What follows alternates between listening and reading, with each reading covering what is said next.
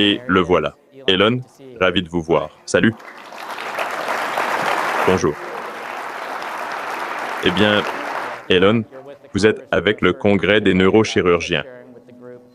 Comme je le disais au groupe, j'ai vraiment apprécié notre récente rencontre.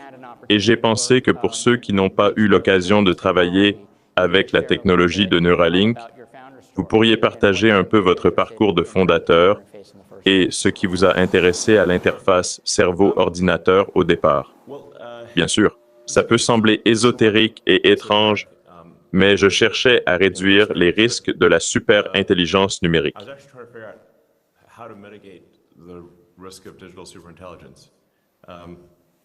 En améliorant notre connexion à notre moi numérique, on pourrait mieux aligner l'IA avec la volonté humaine collective.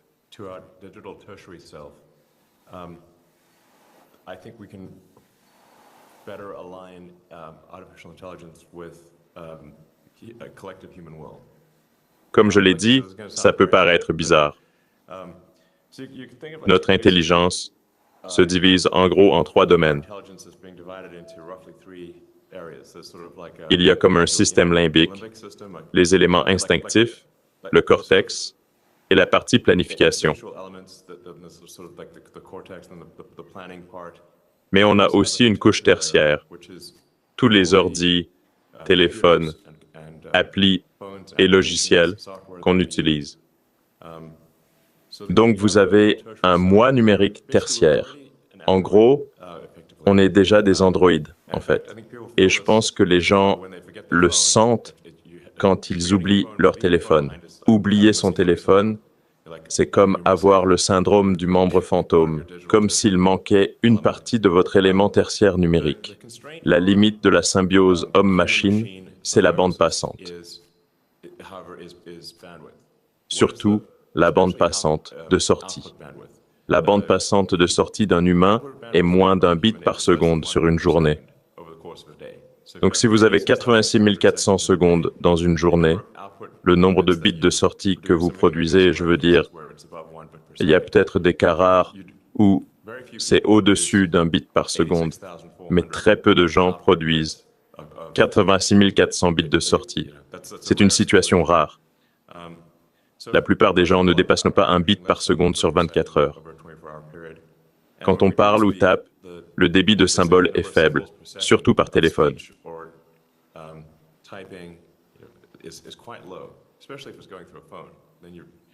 On a deux bouts de viande lent qui tapotent des lettres sur un téléphone. On n'a que quelques frappes par seconde pour chaque caractère. Votre téléphone, c'est comme un supercalculateur dans vos mains. Il essaie désespérément de deviner ce que vous voulez dire. J'ai vécu ce syndrome du membre fantôme sans mon téléphone. Je ne me voyais pas cyborg avant. Vous êtes entouré d'experts en maladies neurologiques. Je n'avais jamais pensé au débit cérébral en bits par seconde. Mais vu sous cet angle, on voit clairement l'opportunité d'améliorer ce cyborg virtuel qu'est notre téléphone.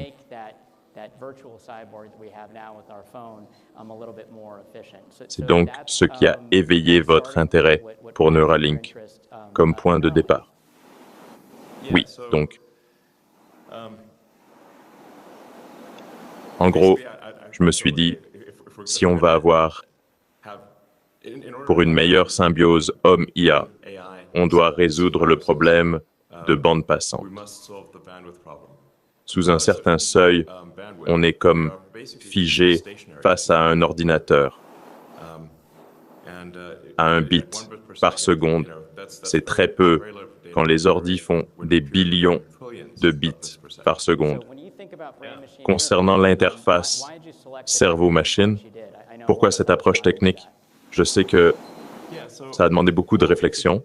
Oui, donc si on vise 1 million ou 1 milliard de bits par seconde, une interface gigabit, ça veut dire qu'on doit vraiment... On ne peut pas venir implanter et remplacer le crâne. Pourquoi un tel coup? C'est de la science-fiction bizarre, franchement. Ce n'est pas optionnel, c'est certain. C'est bien. Remplacement obligatoire du crâne et puce imposée, le cerveau n'est pas concerné, c'est sûr. Mais combien d'électrodes pour une interface cérébrale totale?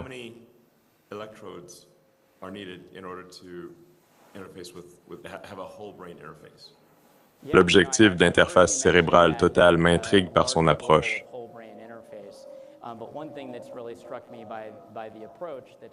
En neurochirurgie, on évalue risques et bénéfices naturellement. L'entreprise a débuté avec la SLA et les lésions médulaires. Ce sont les premiers pas de l'approche technique. J'aimerais en savoir plus à ce sujet. Oui, absolument. C'est donc un objectif à long terme. Comme je l'ai dit, c'est atténuer le risque pour la civilisation lié à la divergence entre intelligence biologique et numérique. C'est évidemment l'objectif à long terme. Ensuite, il faut le décomposer en ce qu'on va faire demain. Oui, donc, le premier appareil Neuralink a 1000 électrodes.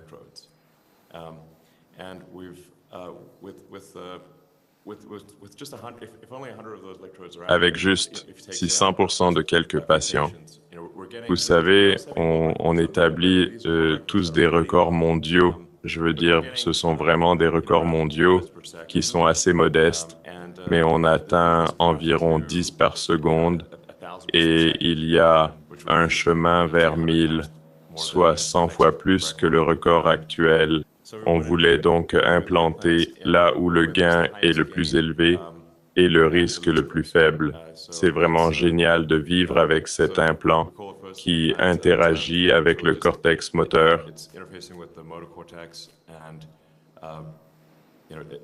Il capte les signaux comme si on bougeait le bras, les lit et les envoie au téléphone ou à l'ordinateur du patient. Ils peuvent alors déplacer le curseur juste en y pensant. Si vous avez vu les vidéos de Nolan, c'est impressionnant. En fait, peu après l'implantation, il a passé toute la nuit à jouer aux jeux vidéo, rien qu'en pensant. Oui, ce sont ces records dont vous parlez, où on extrait des signaux du cerveau à un débit record en bits par seconde chez ces deux premiers patients. Et ça leur permet d'interagir avec le monde comme nous le faisons avec nos téléphones aujourd'hui. Oui, absolument. Je pense qu'on arrivera vite au point où quelqu'un avec l'implant surpassera une personne jouant avec ses mains. Quel est le délai selon vous? On ne vous tiendra pas parole. Bien sûr, je suis optimiste sur les délais, mais sans ça, je ne créerai pas ces entreprises. Oui, c'est vrai, mais je pense qu'on est déjà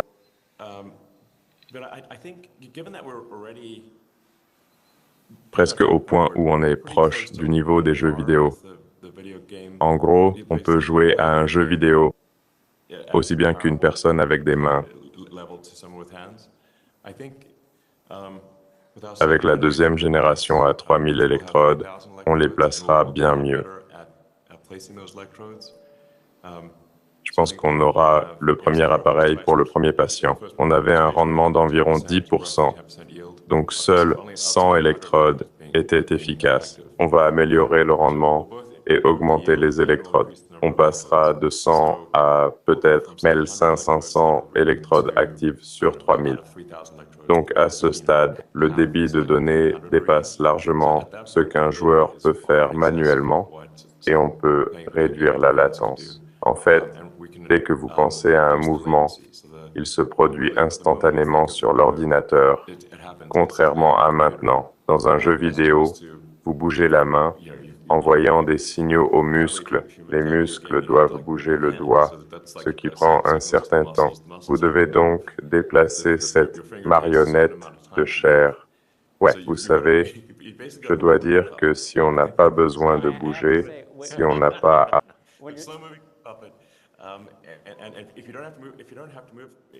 Activez les muscles de votre main. car vos doigts bougent à une vitesse donnée en millimètres par seconde. Mais sans ça, vous pouvez y penser sans délai, surpassant ceux qui utilisent leurs mains. Oui, je pense que dans quelques années, en gros. Non, en tant que chirurgien, on est fier d'être efficace avec nos mains. Mais vu ainsi, j'ai l'impression de ne pas être vraiment efficace. Si on pouvait juste penser et agir, je ferais sûrement beaucoup plus. Vous savez, l'une des choses qui m'a frappé en termes d'approche technique, c'est que, évidemment, vous avez l'implant, puis vous extrayez ces signaux et avez un algorithme d'enregistrement, et ensuite vous déclenchez une action. Et chez un patient, vous aviez une traction, mais avez pu ajuster l'algorithme pour récupérer la fonction. Pouvez-vous nous parler de cette approche intégrée et comment elle facilitera votre expansion? Bien sûr. En fait, comme rien de tout ça n'existait avant, on a dû tout concevoir et construire de A à Z. C'est comme une Apple Watch remplaçant un bout de crâne, avec des électrodes ultra fines implantées par un robot chirurgical.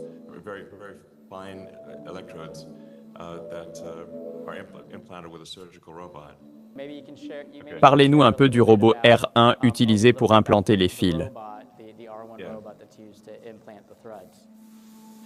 Les fils sont trop fins pour être manipulés à la main et doivent être placés très vite, avec une précision extrême. Et bien sûr, le cerveau bouge constamment à cause de la respiration et des battements du cœur. Il n'est pas statique. C'est un organe qui pulse en permanence. Donc, vous essayez de placer une électrode à une profondeur précise, alors que ce ballon de gelée bouge dans tous les sens. C'est vraiment une tâche impossible à réaliser manuellement. Ces fils sont minuscules et la précision requise dépasse les capacités humaines. C'est comparable à l'usinage numérique ou l'impression 3D métal, où un laser soude des particules métalliques infimes.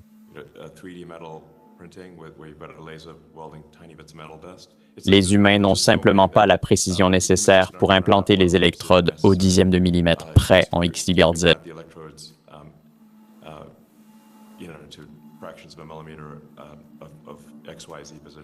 Ouais.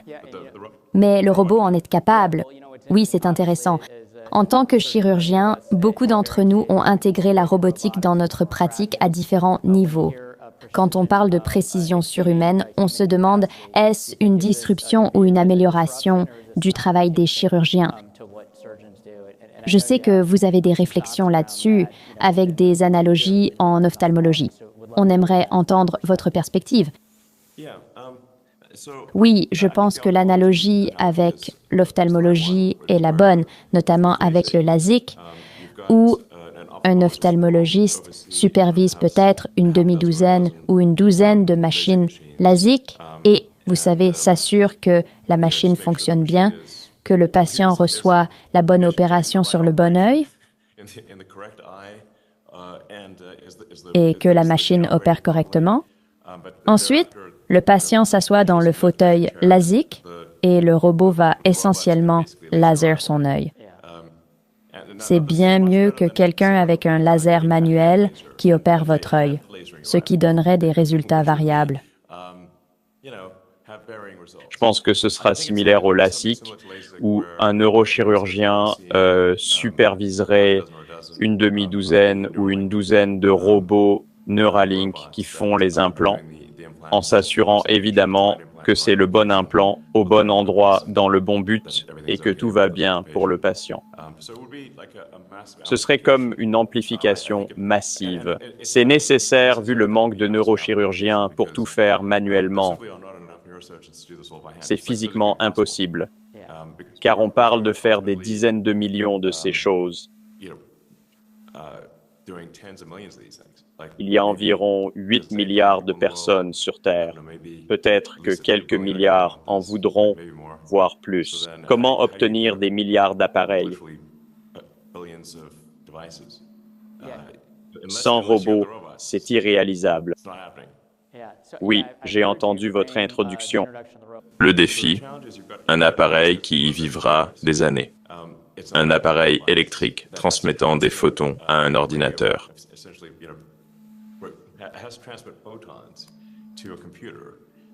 C'est sous-cutané.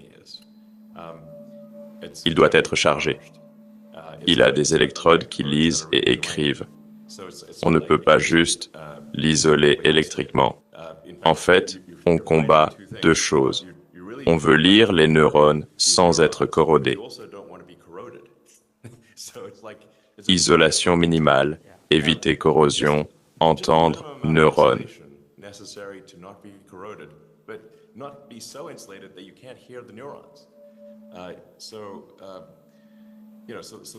Un défi matériel complexe. Nos dernières électrodes seront revêtues de carbure de silicium. Le carbure de silicium est un matériau très complexe à travailler. C'est génial, mais c'est vraiment compliqué. Le revêtement doit être d'une précision extrême. Ni trop fin, ni trop épais, nulle part. Il faut l'appliquer uniformément sur les fils.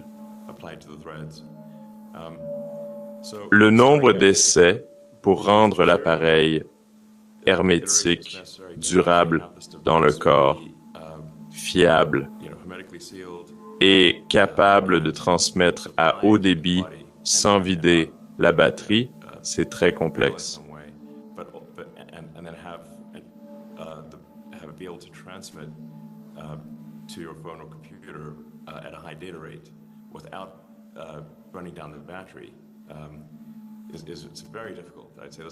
Il y a de nombreux défis techniques à relever. Je simplifie en disant que c'est comme un Fitbit cérébral.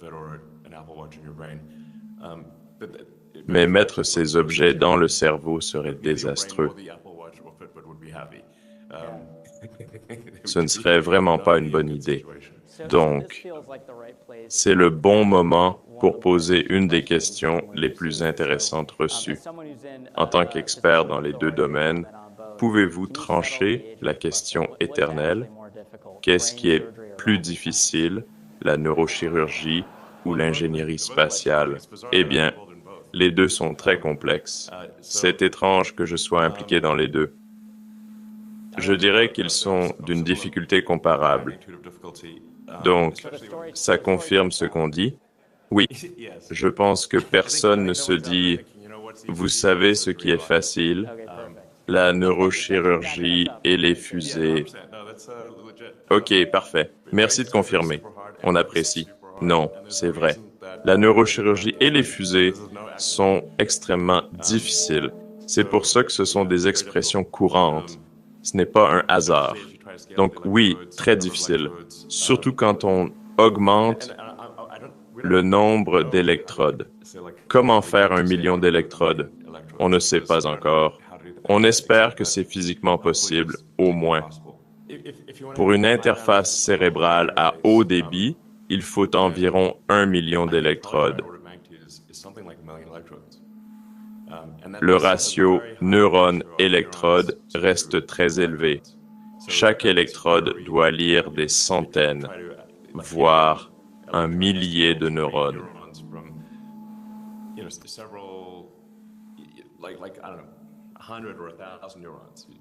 Un million d'électrodes lisant 1000 neurones, chacune accède à 1 milliard de neurones. Ce n'est pas si élevé en fait, mais espérons que ce soit suffisant. Je connais l'objectif des interfaces cérébrales complètes. Est-ce un potentiel d'augmentation ou symbiose à long terme? Mais à court terme, en tant que chirurgien, on se demande comment la technologie nous permettra de traiter des problèmes actuellement insolubles. Il y a toute une famille de maladies, troubles psychiatriques, neurodéveloppementaux, neurodiversité et maladies neurodégénératives comme Alzheimer. Alors qu'on comprend mieux la structure et la musique du cerveau, voyez-vous ça comme des étapes intermédiaires? On aimerait avoir votre point de vue là-dessus. Oui, je pense qu'on devrait pouvoir résoudre tout problème lié à si on voit le cerveau comme un ordinateur, comme une carte mère ou quelque chose du genre, on peut dire, Si on vous donne une carte mère avec des courts-circuits ou des circuits qui devraient être là mais ne le sont pas, s'il y a des circuits qui ne devraient pas être là, et ceux qui sont là sans raison, on peut les corriger.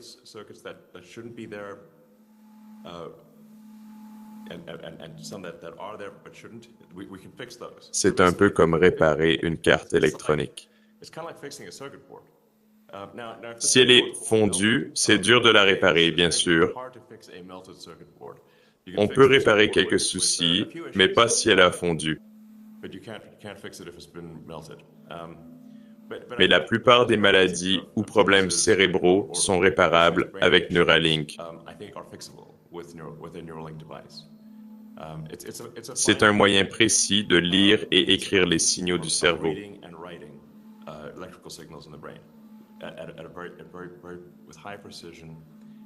Donc, face à une tempête électrique comme l'épilepsie, on peut l'interrompre.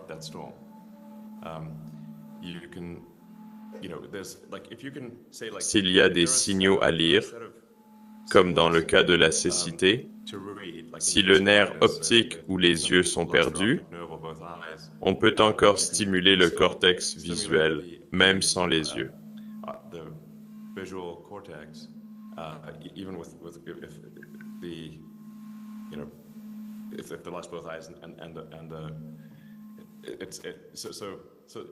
Tout problème lié aux signaux peut être résolu avec Neuralink, en fin de compte.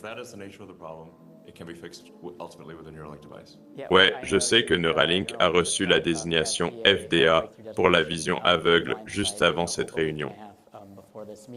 Un truc dont je t'ai entendu parler et que j'ai trouvé super intéressant, quand on pense à la neurodiversité ou aux maladies neurodégénératives, c'est cette idée de imagine si quelqu'un avec l'intellect d'un Stephen Hawking pouvait communiquer plus efficacement, combien plus la société dans son ensemble aurait bénéficié de ces idées. Donc, quand je pense aux personnes neurodiverses, je me dis qu'elles ont un potentiel incroyable à débloquer. Et peut-être que cet implant pourrait être un pont numérique pour ça. Absolument. Je pense que ça pourrait aider beaucoup de gens, vraiment aider des dizaines, voire des centaines de millions de personnes. Et je dirais aussi que ce potentiel pourrait aller au-delà du cerveau, comme pour les lésions de la moelle épinière. L'idéal, je pense, pour ceux qui ont perdu le lien cerveau-corps, serait de réanimer leur corps. Bien sûr, il existe des approximations, comme animer un exosquelette robotique ou un bras robotique. Mais je crois que si on demande à la plupart des gens ce qu'ils préfèrent, ils diraient « J'aimerais que mon corps fonctionne à nouveau, certainement. » Donc, si les neurones sont toujours présents, il est possible de dévier les signaux du cortex moteur au-delà du point où les dommages sont survenus vers les neurones qui interagissent avec vos muscles, bras et jambes. Pensez-y comme un système électrique. Si des câbles Ethernet étaient coupés, que feriez-vous? Vous rétabliriez le signal. Exactement.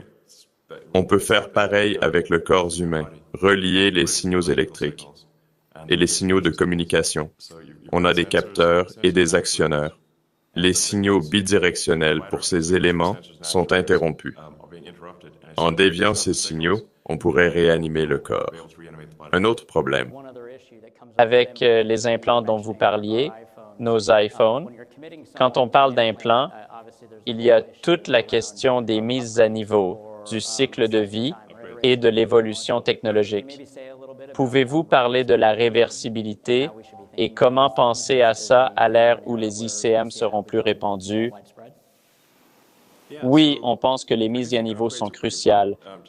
Vous ne voudriez pas un iPhone 1 dans votre tête quand il y a un iPhone 16 ou peu importe la version actuelle, mais je crois que c'est vers 6. C'est déjà pas mal. J'ai perdu le compte des versions. Je pense que vous avez raison pour le 16. Il y a une sorte d'effet logarithmique. Les gains entre versions deviennent moins important avec le temps. Ça semble être un gain logarithmique. Mais ça veut dire que les 5-6 premières versions ont de grands bons. Et c'est certainement le cas avec Neuralink. Donc, si quelqu'un a la version 1 du design, dans 5 ans, il voudra la version 3 ou 4. On a conçu l'implant pour qu'il soit retiré avec, on l'espère, peu de dommages.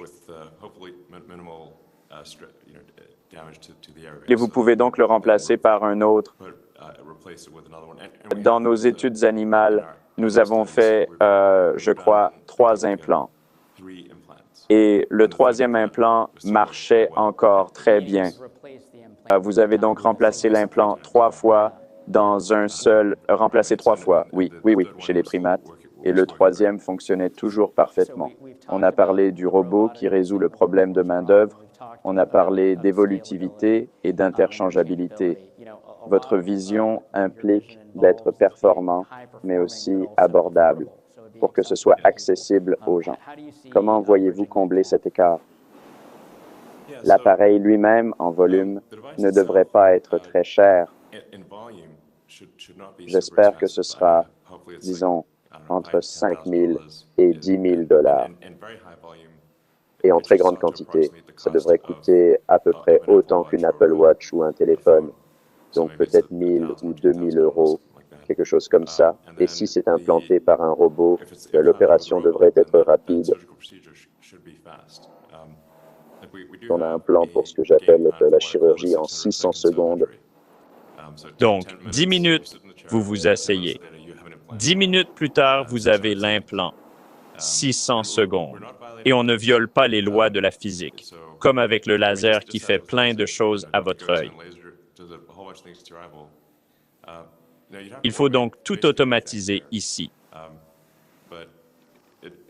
Mais seconde par seconde, une opération de 10 minutes est possible. Donc, si c'est fait par un robot en 10 minutes, je pense que le tout compris, coûterait environ 5 000 € peut-être, comme le LASIK.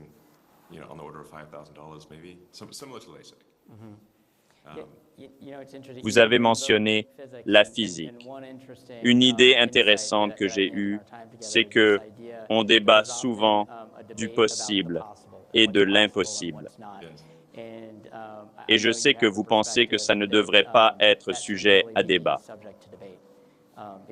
Car si c'est impossible, c'est à cause de la physique. Sinon, c'est possible. Il faut juste trouver comment. Si on viole la conservation d'énergie, de mouvement ou de charge, on mérite un Nobel, ou on a tort, et on a probablement tort. Donc si en chirurgie cérébrale, on n'essaie pas de franchir le mur du son,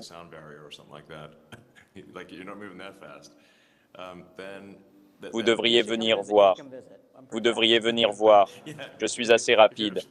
Si le robot bouge si vite qu'il crée des bangs soniques, ça serait mauvais pour le cerveau. Ça commence à avoir du sens. Oui. Tant qu'on reste subsonique, sans causer de perturbations, on peut aller très vite.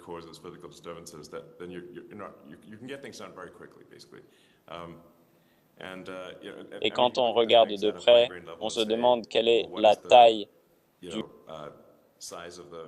Quelle différence de tension détectez-vous dans un neurone et à quelle distance d'une électrode?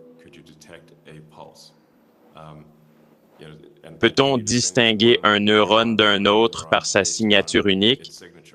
Si un neurone a comme un accent et si vos capteurs sont assez précis, vous pouvez dire « ce faible signal, c'est tel neurone. Ce signal fort est un neurone proche. » Et vous pouvez localiser ces neurones selon les légères différences dans leur déclenchement.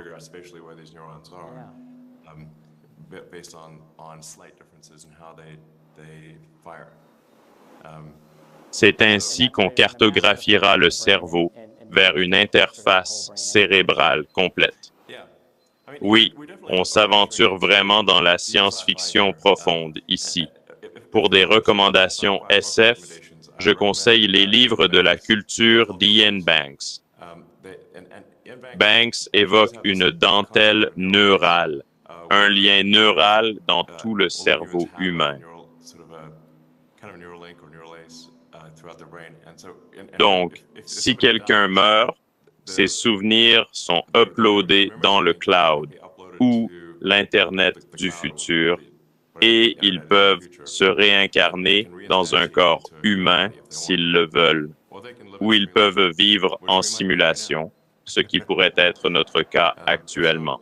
Si c'est vrai, j'applaudis ces simulateurs pour leur excellent travail. C'est très immersif et réaliste, alors merci à notre simulateur. Oui, j'apprécie l'expérience. Oui, merci les simulateurs. S'il vous plaît, ne nous éteignez pas. Eh bien, Elon, cette conversation a été formidable. Toute la neurochirurgie est présente ici. Quelles sont vos dernières réflexions à nous partager? Je pense que ce sera un outil incroyablement puissant pour les neurochirurgiens pour résoudre les problèmes cérébraux.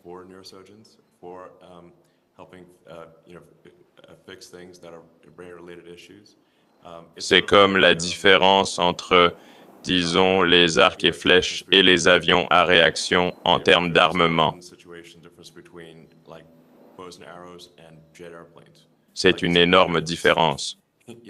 On veut vous donner une chance. J'espère avoir l'avion pour la conférence.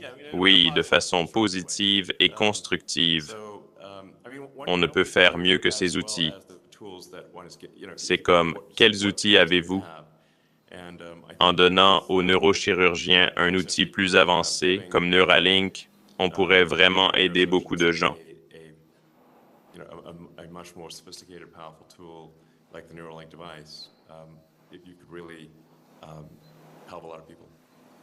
Formidable. C'est pourquoi on est là, pour mieux comprendre les maladies neurologiques et aider les gens. J'apprécie vraiment votre point de vue. Merci d'être notre conférencier sur la créativité et l'innovation. Elon Musk, je vous en prie. Merci. C'est ce qui complète la vidéo traduite en français pour vous aujourd'hui. Du moins, si jamais vous avez aimé cette vidéo-là, eh bien, n'oubliez pas de vous abonner à ma chaîne, de mettre un pouce en l'air et d'appuyer sa petite cloche, puis toutes ces affaires-là. Je voudrais remercier également mes membres Patreon, mes membres YouTube. Vous pouvez devenir membre pour avoir du contenu exclusif à partir de 2 $ par mois. Et également, tant qu'à être là, ben, la vidéo qui est là, ben, ça pourrait vous intéresser, ça. Clique là-dessus. Là. Hey, c'est complet. Merci beaucoup d'avoir été là. On se voit dans une prochaine vidéo. Ciao la gang.